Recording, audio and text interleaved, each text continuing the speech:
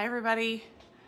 Tonight we are talking about what makes a good saddle pad. When we were chatting about cinchy horses on the last Q&A, we got talking about what makes a good cinch, and we got talking a little bit about saddle fit and what makes horses' backs sore, and we had a question about what makes a good saddle pad. So this felt like a good time to fit in this question about what makes a good saddle pad, as we're kind of coming off of talking about cinchy horses. So if you have not been with us before, then welcome, thanks for being here.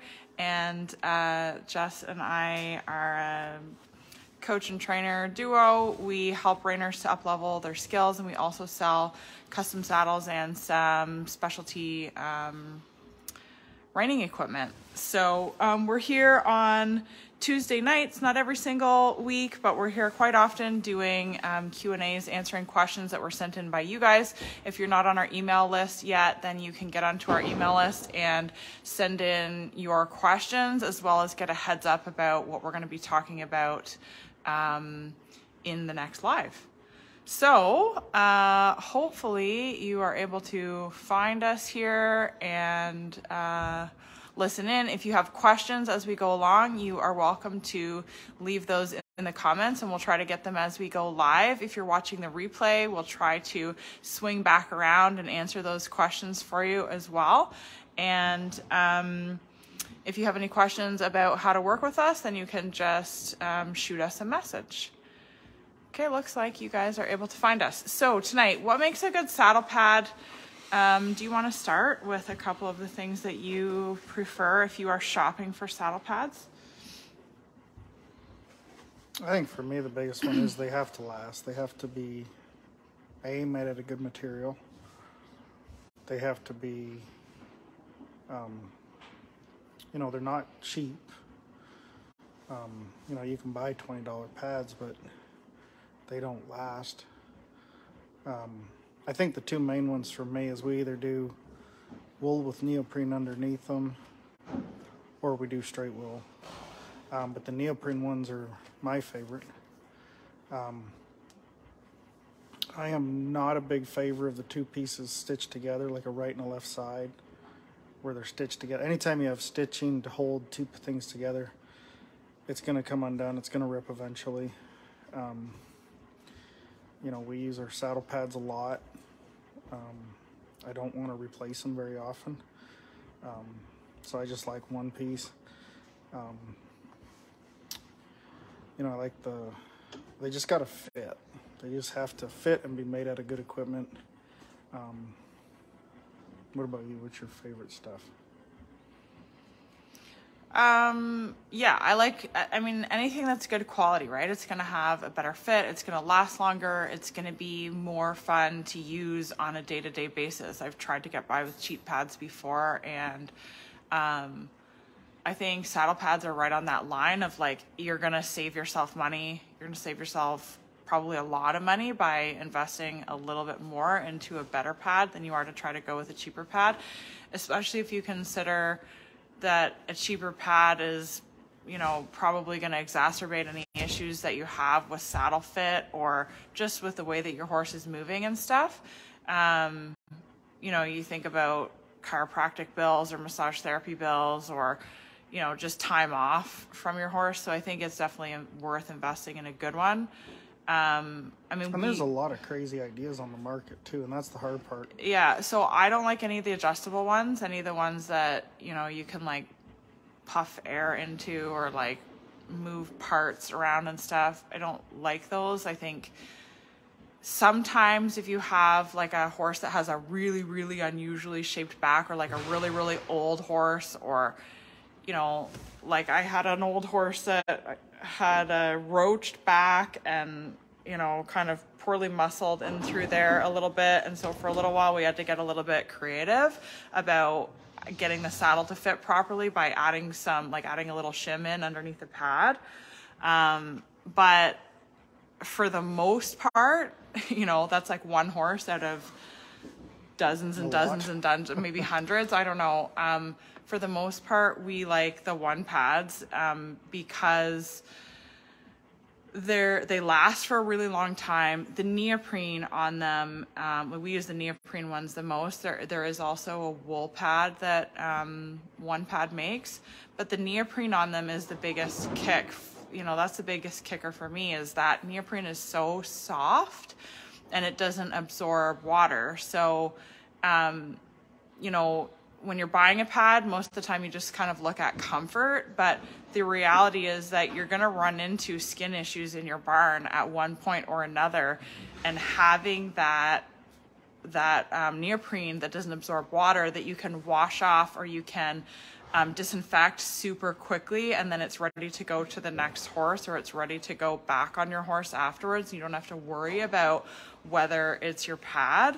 That's huge for us, you know, with so many horses coming and going, and pads getting shared and stuff. That's huge. I also like the fact that the neoprene creates a little bit of heat. I know that some people shy away from that, and you know, that's maybe a whole other tangent about where the studies are being done. I think a lot of studies are done on heat in horses in Texas, and we're in, you know, we're in Ontario.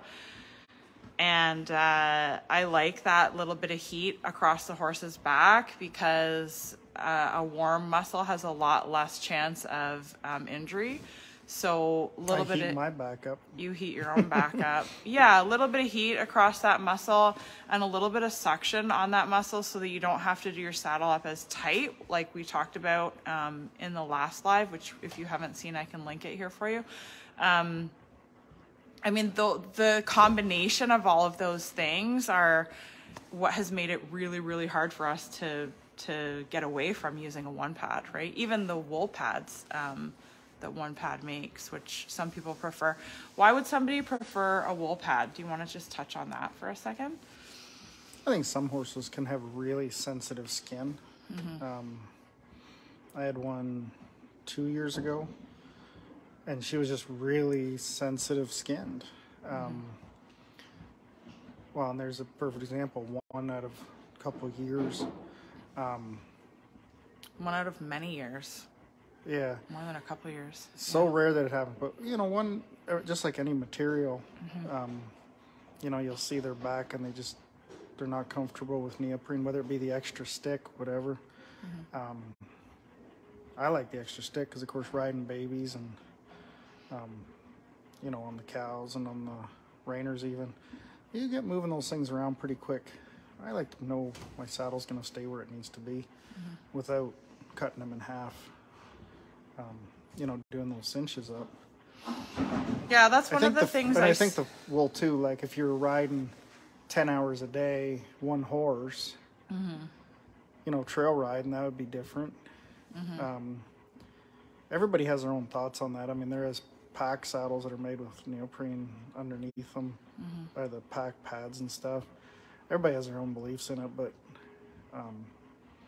and I think the same thing. There's different grades of wool. There are different types of wool. Yeah. The main thing for me is, you know, get away from the stitching, because that comes apart every once in a while. You know, you just pull those. Yeah, it's such a shame to have a pad that's two pieces come apart in the middle, and like both sides are still good, but just the stitching came apart and turns into a dog bed. Turns into a cat bed or something in the barn. I mean, I just took 2 pads up for customers of ours up to the saddle maker, and he had to restitch them. That weren't one pads, they were just 2 pieces, and that's something I don't want to mess around with. I sure don't like them. And I think the big thing with like the argument always was with the stitching is that they're contoured. Well, I just lift the saddle pad up in the middle of the saddle when I put it on, and those things sit on their backs where I want it to be. And for me, that's the biggest important part. If I have a, you know, I can choose how hard I pull them things up into the gullet, you know, and that's on me. But you'd pull any pad up into the gullet, not just the I do. pad. I was like, always I think told. I was everybody always should. taught you just did that, and Yeah, didn't me even too. matter what saddle pad. Now I don't even think about it when I saddle a horse up. Yeah. I just Because do even that. the contoured ones, if you set it on the horse's back and then you set your saddle on top, it pulls that across their withers, right? So should be done on anyone. Do you want to show the one pad so that they can see what they look like for a second? So we'll show you the one pad so that you can have a look if you haven't seen them before. There's a few different thicknesses. The one pads come in 1 inch thickness, 1/2 inch thickness, and then 1/4 inch. I'm not sure how to hold these things up. So yeah, it's kind of hard to see there, isn't it? So that is the 1 inch thickness. So it's 1 inch of felt and then 1/4 inch of neoprene. The neoprene is super hard to see right in there. And then it's all one piece. So there's no stitching in the middle. It's all one piece. And then it's got the vents across the top. So the vents are meant to help it contour a little bit. Like you can see, this is the one that would go over the withers. And then as you get wearing them, these kind of flatten out. This part kind of flattens down so that that's the highest part. And then obviously you have the wear leathers on here. Just put that right up in front of your face. You have the wear leathers on there so that it doesn't wear out. That'd be another thing that we didn't talk about that I would definitely look for if you're looking for a saddle pad, is get one with wear leathers, because that's the part that will wear out the fastest. Doesn't really make sense to, I don't think it really makes sense to buy something that doesn't have wear leathers. And there's their wool pad. So the stitching on this one is just for that wear leather on the top. But the wool is all one piece again. Is one piece through there. And I think that's so important with those pads. It keeps them on there. And I don't know if you can see, especially when we're at horse shows or at the saddle or at the wash racks, we just hang them up. No, they can't see it from there. Quite. We just put them on a hook. Yeah. And, you know, the neoprene, when you hose them off in 2 seconds, they're ready to be back on a different horse because they dry off instantly. And that's one of the reasons the wool is a little down in my books, is because, especially if you're at a show, you know, when it's 30 degrees, they're really, you know, I've seen it where the next morning, you know, we've pulled saddle pads out, or somebody's pulled saddle pads out and they're still wet. And I don't know, it just seems like it's uncomfortable putting a wet saddle pad back on them. Biggest thing. Well, and it's not clean. You know, if you're switching saddles, or if you're worried about, you know, putting a salty, sweaty pad back on one. Yeah, the wool's always holding something in, and they're tough. I think they're good. The wool is definitely good. These ones are a nice quality pad for sure. And one of the sales pitches with the wool is that it acts like a bit of a spring, right? Like it's quite springy. Which I think a lot of people make the mistake of saying, well, if it's springy, you can do your saddle up tighter. But I think that kind of defeats the purpose a little bit there. If you have the spring and then you're doing your saddle up so tight that it's compressed, then your saddle's not getting any of that give, right? Your body and your saddle are not getting any of the give. So I definitely would be careful about that. And then the other thing with wool is that there's... I know there's a lot of studies about wool and how it disperses weight, about how good it is about dispersing weight. So I guess wool, I don't know if there's any studies on the felt and the neoprene as far as that goes, but I think wool probably is maybe better at dispersing the weight a little bit. And then this particular neoprene is maybe better for creating a little bit of suction, a little bit of heat. And then you can clean it, you know, you can clean them so easily. Is there anything else that you want to say about saddle pads? You want to hear the craziest saddle pad I ever used to have? Sure. I love that you come up with these stories when we're live and you don't tell me ahead of time. What's the craziest saddle pad story you have? The old boy I used to work for, he would always take horsehair and threw it in a bag. Okay, this sounds really gross already. And, well, these are the old saddle pads, like... because they didn't have materials years and years and years ago. But he did it every once in a while. He'd just take horsehair, put it in a bag, and then he... Like after he grooms a horse, just pick it up and put it in there? Yep. Okay. And he would just flatten that out, and then he would put the bag underneath a saddle for a while. To flatten it out. And then the horsehair would all mesh together, and it was the ugliest thing you ever saw. Like in a grain sack, or like what kind of bag? Well, a burlap bag. A burlap bag. But yeah, just a thing. And they'd make them out of horsehair. How did that smell? They were horrible. Yeah. Oh, yeah. But well, how did you clean those? You didn't. You got more horsehair and you made another one. Oh my gosh. You just kept making a new one. How's that for? That's quite a story. I don't have anything to compare to that. Just ridiculous, but it was just always funny to always keep the horsehair. Wow. Yeah.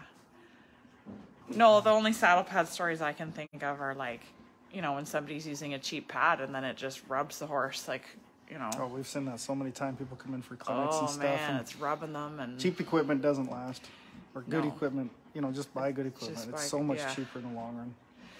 Yeah, and then I think the other thing is that a saddle pad, like I think a lot of people are looking for a saddle pad to correct their saddle fit, and it's just not going to. You know, a poor saddle is going to fit poorly on your horse's back, whether you have, you know, a good pad or a poor pad. Like they can hide a little bit. They for sure can hide a little bit, and they can help, you know, disperse your weight a little bit, but you can't correct a poor saddle fit with a pad.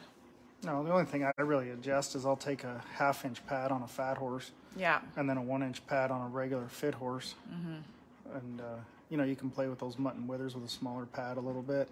Yeah, and then the other thing I would say is that anybody who's who like struggles getting their saddle on, whether it's because they're not very tall or because their horse is tall or, you know, just a lack of strength, a thinner pad is easier. I find that for a lot of women, especially, a thinner pad is easier to get on properly and to get lifted up into the gullet. The anything that's 1 inch or more, some people have a hard time getting those placed properly on the horse's back and then lifted up into the gullet. Okay, did we have any questions in here that we needed to answer? There are some different faces on here that I haven't seen in a while. Thanks for watching, you guys. Hi. We got Kim and Kimberly, Lana, another Kimberly, Anna, Chuck and Shirley. Hi from Shirley in Connecticut. Thanks for the videos. I am such an admirer of your beautiful riding, Lindsay. Oh, thanks, Shirley. Come back anytime. Mel, Aaron, Vicky. I saw Elise and Malcolm and Sarah. What's the difference between the 1-pad normal neoprene or the XP one? Do you know the answer to that? One of them, and I will get this wrong, I can look it up. One of them has a thicker neoprene and less backing, and I do forget which one it is. But yeah, they have different options as far as thicknesses, and they just change the amount of neoprene in there. Again, everybody just likes something a little different. Mm-hmm. Aaron's asking, any thoughts on saddle pads for horses with kissing spine? Back on track, thin line, or saddle right? Thoughts or suggestions? Heat them up. I think that's the biggest thing. Oh, I thought you said eat them up. I was like, that's going too far. Dear. That's going too far. Heat them up. That's a whole different discussion. Yeah. Heat them up. Keep them hot. Yeah. Anything where you're dealing with stuff like that, there's a lot of discussion, you know, as to the safety of that as you're riding, and that is a whole different discussion too. Mm-hmm. But heat them up. That's the best thing you can do for them. In the last couple of years, I've had a little more difficulty with my back, and you know, you put a heating belt around that thing, heat it up, and it always, you know, biggest injuries are when you're cold. Okay, super. I think we got all of those there. So hopefully that gives you some answers about saddle pads and things. And like I said, if you have more questions, you can leave them here in the comments and we will try to get to them after the fact. If you haven't watched the live about cinchy horses, there was a lot of good nuggets in there about preventing cinchiness and managing it if you have a horse that is acting that way a little bit. And I think that this saddle pad discussion, and then obviously the saddles and the proper saddle fit. You know, one thing I was thinking about the cinchy when we were talking about cinches too that we kind of forgot to mention is, you know, the difference of a straight cinch. Like I use pretty much 99% of all my cinches are roping cinches, which are quite a bit thicker under their belly. I was thinking about that too, actually. You know, some of them old string cinches, they would kind of mash it. Somebody had asked me about string cinches, and I don't mind string cinches. I'll use them, like I have some, but I kind of got away from them just because of, again, the sweat and salt and staying in there. But 99% of all my cinches are roping style, so they're just thicker right underneath the chest of that horse, and they stay a little better too. Hence why the ropers use them. Is you have that where it comes up into that chest just a little bit and it doesn't allow it to slide. I was thinking about that after we've done, forgot to. Yeah, I saw somebody ask a question about how do you make sure that the cinch position is positioned properly, like, you know, relative to some of those big veins and stuff that the horse has. And I think using a cinch that has like the one cinches that we showed last week, you have the buckle and then you have the neoprene that protects the buckle, and it's the neoprene here is quite wide. So again, you have that dispersal of weight over a bigger surface area rather than, you know, a buckle that's really tight that could get digging in like kind of on that angle. So positioning your cinch so that it's down from your saddle pad just a little bit, that it's even on both sides, and then making sure that the cinch that you're using actually distributes the weight.